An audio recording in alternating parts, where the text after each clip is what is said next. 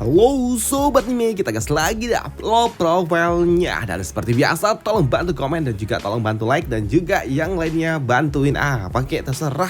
Nggak tahu mau bantuin apa, nyangkul kek, cabutin rumput kek, terserah. Nggak tahu dah mau ngapain lagi. Dan yang mau kasih gua kopi bisa baca di deskripsi. Ya oke, langsung aja kita gaskan low profilnya. Mereview sedikit dari part sebelumnya Lu Xiaoyi dia pun memberikan sebuah pencerahan kepada bocah Yue setelah mereka bertukar skill bela diri. Dan disinilah Yue dia pun sadar kenapa Lu Xiaoyi dia tidak mau mengeluarkan item miliknya, karena ternyata di sini dia baru tahu kalau Lu Xiaoyi dia menyiapkan itemnya itu untuk dapat membalaskan dendamnya kepada sosok yang telah mengambil ibu dan juga ayahnya. Maka tentulah dia tidak ingin melakukannya, mengeluarkan item miliknya itu. Dan setelah itu semua, kini pada malam harinya di sini Lu Xiaoyi dia pun pergi menuju sebuah tempat yang memang ingin dia tuju. Namun sembari perjalanan dia juga sadar kalau saat ini Bibi Ning dan juga Yue sedang bertinggal ataupun menginaplah di sektemu untuk sementara waktu sembari menyiapkan hadiah untuk dirinya. Dan untuk Bibi Ning sendiri, dia pun sedikit bersin ketika dia dibicarakan oleh Lu Xiaoyi. Dan untuk Bibi Ning dia juga berujar, siapa sih yang membicarakanku? Dan karena memang di sini dia ingin memberikan sebuah hadiah kepada Lu Xiaoyi, dia pun membuatkan item miliknya untuk Lu Xiao. Dan hadiah yang akan dia berikan adalah live bot sesuai dengan permintaan dari Lu Xiaoyi.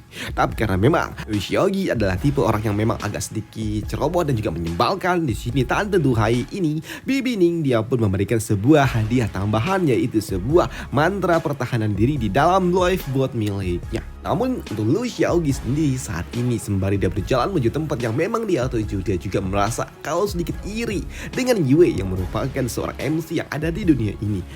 Bocah itu dia telah berdiam diri selama 3 hari karena dia mendapatkan sebuah pencerahan dari diriku. Apa-apaan ini? Bahkan dia juga mengatakan kalau dia akan menguasai So Inten setelah dia memahami semua kata-kataku. Apa-apaan ini? Sungguh sangat aneh. Para MC-MC ini memang agak menyebalkan sih. Ucap dari Lu Xiaoyi yang iri kepada Yue yang dapat memahami semua kata-kata yang dia berikan sebagai sebuah pencerahan yang dapat membantunya meningkatkan levelnya. Nah, itu adalah hal yang menyebalkan bagi Lu Xiaoyi karena dia merasa kalau ini tidak adil. Tapi kalau diingat-ingat sih, kenapa juga aku harus iri ya? Karena aku punya sistem dan aku curang seharusnya sih. Jadi ya nggak perlu juga sih iri. Ujian dari Lu Xiaoyi yang akhirnya dia paham kenapa dia juga harus iri ya.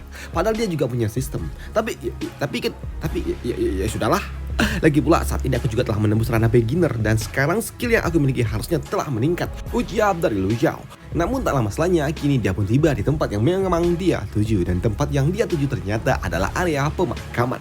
Dan di tempat inilah dia pun langsung mengetuk sebuah nisan yang ada di tempat ini. Hei, orang bijak, apakah kau ada di sini? Ujian dari Lu Xiao. Dan ternyata sosok yang dipanggil oleh Lu Xiao adalah sosok makhluk ini lagi. Dan di sini Lu Xiaoyi dia juga meminta kepada makhluk ini, hei, lihatlah, apakah kau melihat sesuatu yang berbeda dengan diriku? Ujian dari Lu Xiao. Karena dia tahu kalau makhluk ini adalah makhluk spiritual yang sangat luar biasa dan kekuatannya juga sungguh sangat dahsyat. Maka dari itulah pasti dia tahu kalau aku telah melakukan sebuah penerobosan. Tapi ketika Lu Xiao dia bertanya tentang itu semua, di sini makhluk spiritual itu dia diam aja, yang membuat Lu Xiaoyi dia berujar, hei, ternyata kau nggak bisa mengetahuinya kah kalau aku telah melakukan sebuah penerobosan? Nggak ada respon apapun kah? Hei, tapi ya sudahlah, karena memang di sini makhluk itu dia hanya ternotis dengan esensi yang ada bersama dengan Lu Xiao. Di sini Lu Xiao dia pun tahu kalau makhluk ini meminta esensi miliknya. Halah, ya udah, baiklah. Kau tidak pernah mau meresponku jika aku tidak memberikan esensi milikku. Dan karena bukan kau telah membantu keluargamu selama ratusan tahun, tentunya aku tidak mau melakukan ini kepada dirimu. Tapi ya sudahlah, karena memang kau telah menjaga keluargamu selama bertahun-tahun, maka dari itulah aku akan memberikannya. Ujian dari Lu Xiao yang kini dia memberikan esensi miliknya. Dan di sini Lu Xiao dia juga tahu kalau sepertinya dia telah memiliki sebuah kontrak dengan makhluk ini, atau kontrak itu telah terjadi sejak leluhurnya dulu. Kami akan memberikan sebuah persembahan dan kau akan menjaga kami. Baiklah, aku mengerti. Bahkan ayahku dulu aja setiap bulannya dia memberikan 1 buah spirit esensi untuk dapat memberikan persembahan untuk makhluk ini. Dan makhluk ini ternyata ketika aku menjadi master sekte, dia malah meminta esensi milikku. Baiklah, ucap dari Lu Xiaoyi yang saat ini dia pun memberikan esensi miliknya. Dan ambillah, ini setara dengan 10 tetes semen. Ucap dari Lu Xiao. Dan untuk semen, kalian tahu harusnya kan cairan semen itu apa? Waduh. Dan untuk makhluk ini ketika dia memakan esensi yang diberikan oleh Lu Xiaoyi, dia pun sungguh sangat senang dan juga menikmatinya. Dan untuk Lu Xiaoyi, dia langsung lemes. Aduh, jika saja di dunia ini ada dupa, ini akan lebih enak nih. Dan jika bukan karena kebaikan yang telah kau berikan kepada sekte kami sejak zaman dulu, aku tidak pernah mungkin mau melakukan ini untukmu. Ucap dari Lu Xiaoyi yang saat ini dia kelelahan setelah dia memberikan esensi miliknya. Dan untuk makhluk itu ternyata saat ini dia pun memancarkan energi yang cukup luar biasa. Dan ternyata saat ini dia menyiapkan sebuah hadiah untuk Lu Xiaoyi, dan hadiahnya adalah sebuah book skill seni bela diri yang disebut sebagai air conditioning teknik, yang merupakan teknik tingkat ungu, dan ini adalah hal yang sangat luar biasa. Wow. Sedangkan Lu Xiaoyi sendiri, dia juga tahu kalau buku skill yang telah dia dapatkan ini adalah sebuah teknik kultivasi yang bekerja dengan cara menyerap energi spiritual yang ada di sekitarnya yang akan dirubah menjadi kekuatan spiritual miliknya. Dan ini adalah teknik yang sangat luar biasa, dan ini termasuk ke dalam 108 cara untuk dapat menyerap energi, dan ini adalah sesuatu yang sangat luar biasa. Dan ini sangat cocok dengan atribut air yang aku miliki. Dan peringkat ungu ini adalah peringkat yang cukup tinggi, dan sekali ini adalah peringkat ungu menengah, dan ini adalah hal yang sangat luar biasa. Dan ini dapat dianggap sebagai salah satu harta paling berharga yang ada di sekte ini.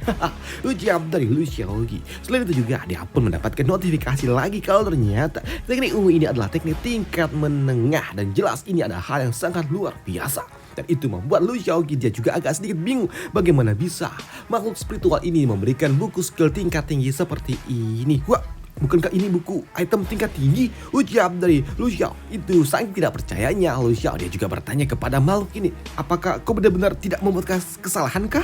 Ucap dari Lu Xiao. Tapi untuk makhluk ini dia error, agak sedikit error. Waduh, yang membuat Lu Xiao dia pun tahu kalau sepertinya makhluk ini memang agak sedikit aneh, karena memang suka error-error sendiri coy. Dan untuk Lu Xiaoyi sendiri, dia pun sungguh sangat senang dengan buku skill yang baru yang telah dia dapatkan itu oleh makhluk spiritual ini, yang artinya mungkin saja di masa depan dia bisa memberikanku skill-skill yang lebih lagi, yang lebih menakutkan untuk volume yang akan datang. Dan ini adalah hal yang sangat luar biasa.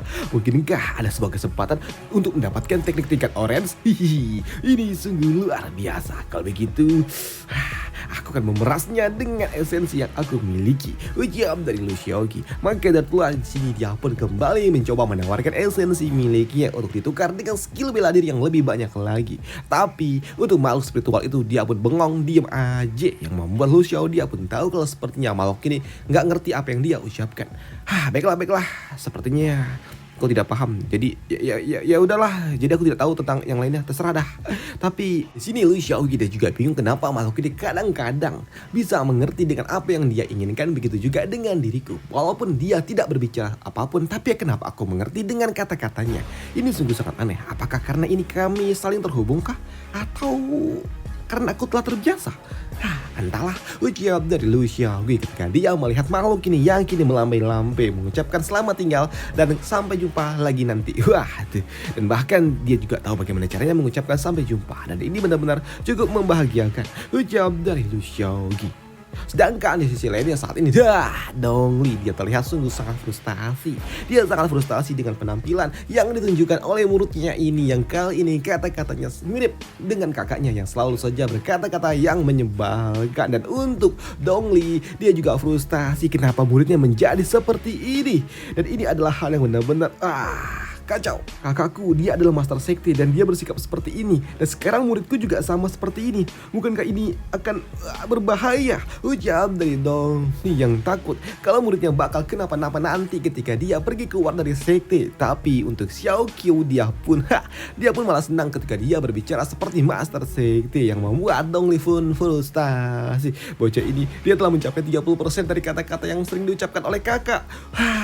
Ini adalah hal yang membuatnya bingung bagaimana caranya dia dapat melindungi anak kecil ini nanti jika dia turun gunung. Maka adalah di sini Dongli dia pun meminta kepada gadis kecil itu untuk tidak pernah pergi meninggalkan sekte ini. Dan kau di masa depan berbicara kepada orang lain, kau harus mengatakan kalau kau adalah murid dari Lu Xiaoyi, dan kau tidak boleh mengatakan kalau kau adalah murid dari Lu Dongli.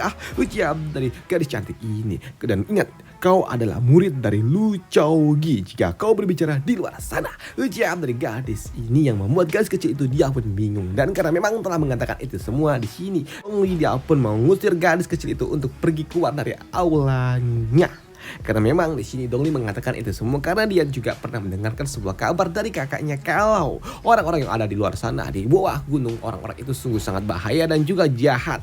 Mereka suka berkata kasar dan juga memukul orang-orang yang lain jika mereka mendengarkan sesuatu yang tidak menyenangkan bagi mereka, dan mereka juga suka menindas orang-orang lemah dan juga orang-orang miskin. Dan setelah itu semua tentunya, aku takut jika itu akan membuat diriku juga, karena yang aku dengar dari kakak, jika mereka telah menghajar muridnya dan mereka tidak puas, mereka akan mengincar masternya. Ujar dari Dongli yang takut dipukuli oleh orang-orang akibat ulah dari muridnya, dan aku harap tidak akan ada orang yang menyerangku kan karena ulah dari Xiaoqiu di masa depan. Ujar dari Dongli yang berharap seperti itu.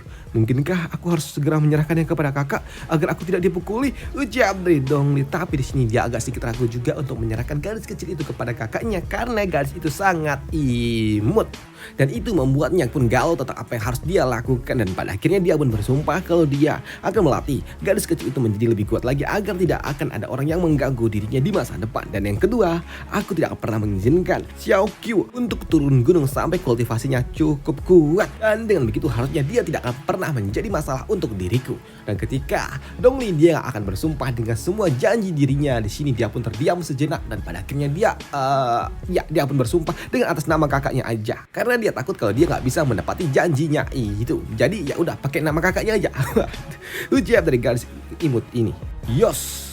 Selain itu juga di sini Dongli dia pun berencana untuk melatih muridnya Xiaoqiu itu dengan cara yang berbeda, tidak seperti murid yang sebelumnya, karena sebelumnya aku telah menyalin dan juga mengajari seorang murid yang bernama Luo Bing. Dia adalah orang yang tidak tahu diri, seseorang yang telah kuperlakukan seperti murid yang sangat berharga, namun dia justru malah ingin mengincar saudaraku. Dia malah ingin menjadi saudara iparku, dan seseorang yang kuperlakukan seperti itu malah merekrut dan malah berniat merebut saudaraku adalah hal yang menyebalkan. Ujar dari Dongli merujuk kepada seorang gadis gadis duhai juga. Sedangkan di sisi lainnya, saat ini Lu Xiao dia pun terbatuk-batuk. Bukan terbatuk coy, tapi terbersin-bersin. Dan dia juga saat ini sedang melakukan kultivasi ketika dia sedang dibicarakan. Dan saat ini ketika dia sedang melakukan kultivasi, dia menyerap energi spiritual yang ada di sekitarannya, dan itu membuat dirinya mendapatkan poin XP yang cukup lumayan. 10.000 poin XP plung masuk ke dalam tubuhnya, dan ini adalah hal yang sangat luar biasa. Tapi karena memang mendapatkan XP dengan cara seperti ini tentunya tidak cukup baik juga, karena memberikan efek balik yang membuat dirinya harus memuntahkan setengah esensi juga dengan cara yang seperti itu. Maka dari itulah karena efek balik yang seperti ini, Lu Xiao dia tidak bisa melakukannya sepanjang hari karena ini terlalu berbahaya. Ini sudah cukup. Ini hanya dapat menahan sedikit rasa sakit aja, tapi ya sudahlah. Ucap dari Lu Xiao karena memang telah berkultivasi di sini, dia pun sempat bersantai sejenak dan dia juga berpikir kenapa leluhur itu, makhluk spiritual itu dia tidak memberikanku teknik seni bela diri yang berbeda aja. Sandai saja dia memberikanku teknik seni bela diri dengan cara berkultivasi ganda dan mendapatkan XP, bukankah itu adalah hal yang menyenangkan? Ucap dari Lu Xiao yang berangan-angan, tapi dia juga berpikir jika harus berkultivasi ganda terus untuk mendapatkan poin XP tentunya itu juga akan sangat mengerikan, dan itu akan membuatku kering, disedot semua, habis dah. Maka dari itulah di sini Lu Xiao dia juga bersyukur nggak juga mendapatkan teknik kultivasi ganda. Namun di sela-sela dia sedang santuy, tiba-tiba aja ada yang datang, dan ternyata yang datang itu adalah Bibi Ning dan juga Yue. Dan melihat Bibi Ning datang tentunya membuat Lu Xiao dia pun bertanya kepada Bibi Ning, "Bibi, kenapa kau datang ke tempat ini?" Tanya dari Lu Xiao. Di sini Bibi Ning dia pun datang karena dia ingin memberikan hadiahnya, karena hadiah yang telah dia siapkan telah selesai, dan aku juga akan segera kembali ke sekte pedang. Ucap dari Bibi Ning. Di sini untuk Yue dia juga senior, aku di sini lo ada. Ucap dari Yue yang saat ini minta di notice juga. Dan untuk Lu Xiao mendengar bibinya akan pergi, tentunya dia pun mendekati bibinya dan dia juga berujar, "Aduh, Bibi, apakah kau benar-benar akan pergi secepat ini, Bi?" Ucap dari Lu Xiao, "Ya, saat ini bibimu sedang sibuk. Apakah kau pikir bibi ini nggak punya banyak pekerjaan kah di sekte pedang? Bibi ini adalah seorang tetua, jadi aku ini lebih sibuk daripada yang kau pikirkan." Ucap dari Bibi Ning sembari mengelus Lu Xiao juga. Dan karena memang dia datang ke tempat ini untuk menyerahkan hadiahnya, di sini dia pun memberikan hadiahnya kepada Lu Xiao. "Nah, ambillah, apakah kau suka?" Ucap dari Bibi Ning. Dan untuk Lu Xiao ketika dia mendapatkan hadiahnya, dia pun tahu kalau ini bukanlah hadiah biasa. Karena memang saat ini sistem yang dimiliki oleh Lu Xiao dapat mendeteksi kalau ini adalah item yang cukup luar biasa. Walaupun ini adalah cuman item tingkat biru, tapi biasanya item seperti ini hanyalah item tingkat kuning. Tapi di sini selain itu juga di sini item yang diberikan oleh Bibi Ning mengandung sebuah mantra tersembunyi yang dapat memberikan sebuah efek pelindungan, dan ini adalah hal yang sangat luar biasa. Wih, Lifebot ini biasanya adalah di rank kuning, tapi ini warna biru, yang artinya Bibi telah mengupgrade-nya menjadi seperti ini. Dan ini artinya bukanlah item biasa. Wah, ini sungguh sangat senang. Artinya Bibi Ning dia sangat memperdulikanku. Ucap dari Lucao yang sungguh sangat senang mendapatkan perhatian dari Bibi duhai itu. Pun melihat Lucao yang saat ini masih bengong membuat Bibi Ning dia berujar, "Hei, bagaimana? Apakah kau tidak suka dengan hadiahnya?" Ucap dari Bibi Ning yang melihat Lucao bengong aja. Dan dengan kemampuan yang dimiliki oleh Lucao di sini, Bibi Ning dia pun berpikir kalau sepertinya Lucao masih belum dapat melihat efek tersembunyi yang telah dia sematkan di dalam hadiah yang telah dia berikan. Kupikir dia belum bisa dapat melihatnya, ucap dari Bibi Ning. Namun untuk Lucao mendapatkan hadiah yang sangat luar biasa, tentunya dia senang dan dia juga berujar, "Tidak Bi, aku menyukainya kok. Hanya saja rasanya ini agak sedikit tidak biasalah untuk diriku," ucap dari Lucao yang menotis benda yang telah dia dapatkan itu. Dan hal itu juga dibenarkan oleh Bibi Ning.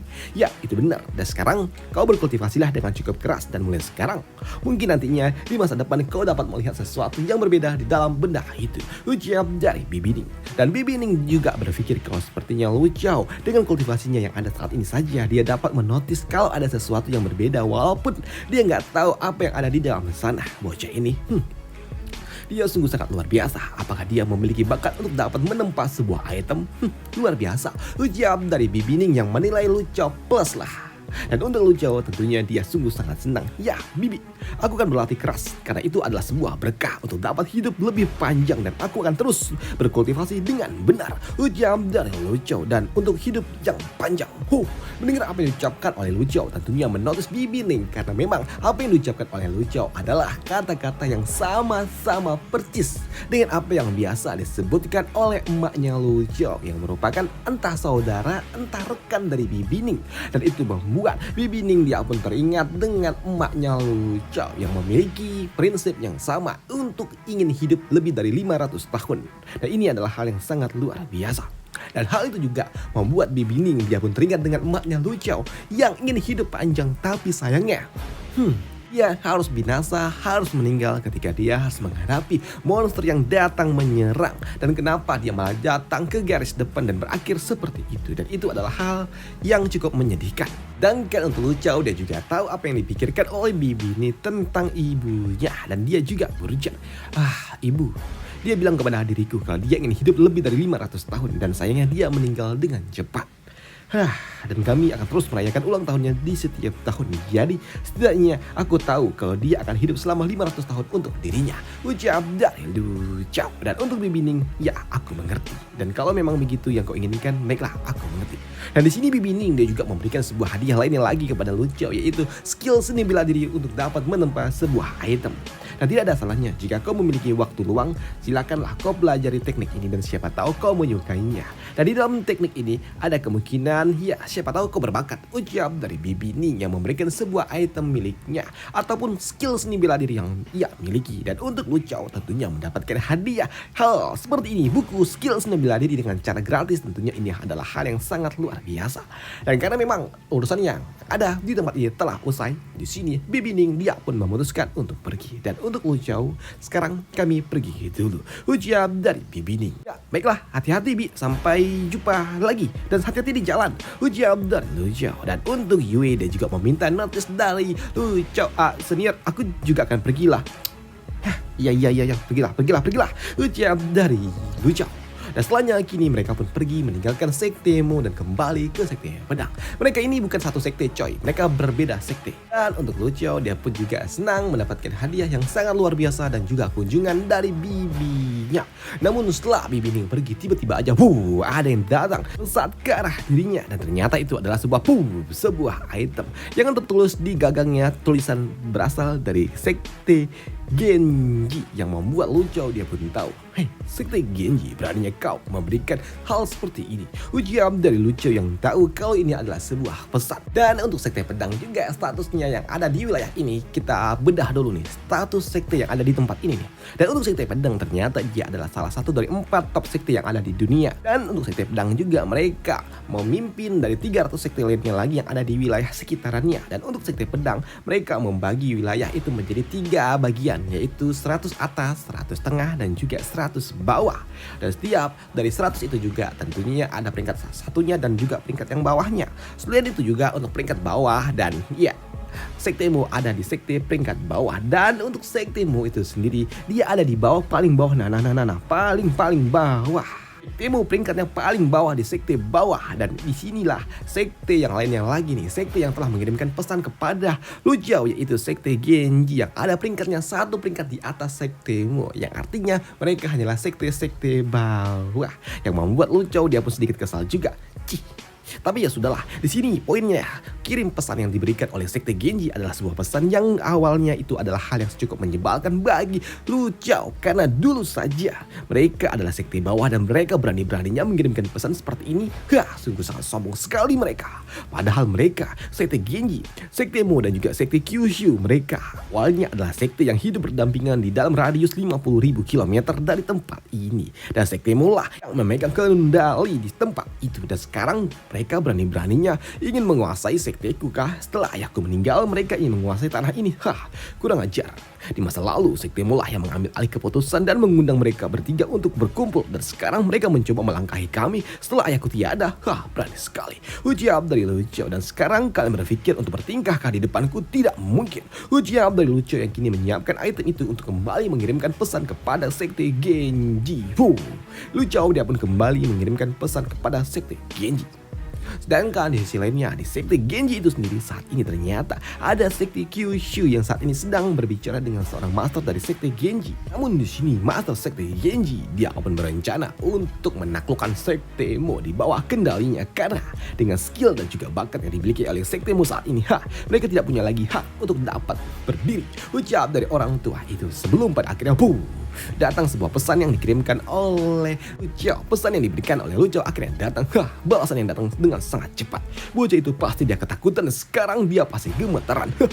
Ucap dari orang tua itu, dan hal itu juga dibenarkan oleh tante ini. Mari kita lihat pesan apa yang diberikan oleh dirinya. Apakah dia akan takut berlutut dan menyembahmu? Generasi muda mana yang memang tidak berani kepada dirimu?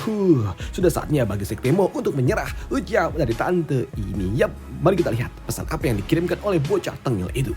Dan ketika pesan itu dibuka oleh orang tua itu, tertulis tulisan di sini, lihat aja. Cuman itu aja yang tertulis, yang membuat mereka pun bingung dengan apa maksudnya ini. Dan mereka juga kesal karena tidak sesuai dengan ekspektasi mereka yang berpikir kalau Lu Chao bakal menyerah. Dan ini adalah hal yang cukup menyebalkan bagi mereka. Bocah itu dia sungguh sangat sombong. Dia tidak punya sopan santun, dasar bocah sombong. Ujar dari orang tua ini yang kesal. Namun di sini tante duhai ini dia mengatakan, sepertinya dia hanya seperti orang biasa, tapi dia sangat percaya diri dengan kemampuannya. Dasar bocah yang tidak berguna. Dan master sekte bocah itu dia sangat kasar, dan mari kita berikan dia pelajaran di pertemuan 3 sekte. Aku juga memikirkan hal yang sama. Ayo, kita buat dia menyadari apa artinya menghormati orang yang lebih kuat.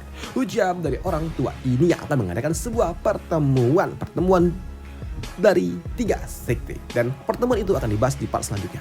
Dan sampai jumpa, bye, thank you.